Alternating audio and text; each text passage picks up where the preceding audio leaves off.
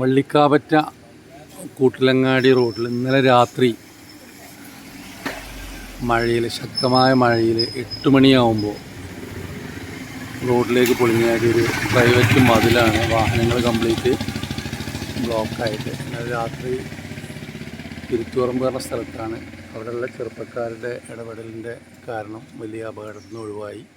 ഇന്ന് രാവിലെ പണിക്കാർ വന്ന് ആ പൊളിഞ്ഞതൊക്കെ റെഡിയാക്കി അവിടെ പുതിയ മതിൽ പണി തുടങ്ങാനുള്ള പരിപാടിയിലാണ്. ഓക്കെ.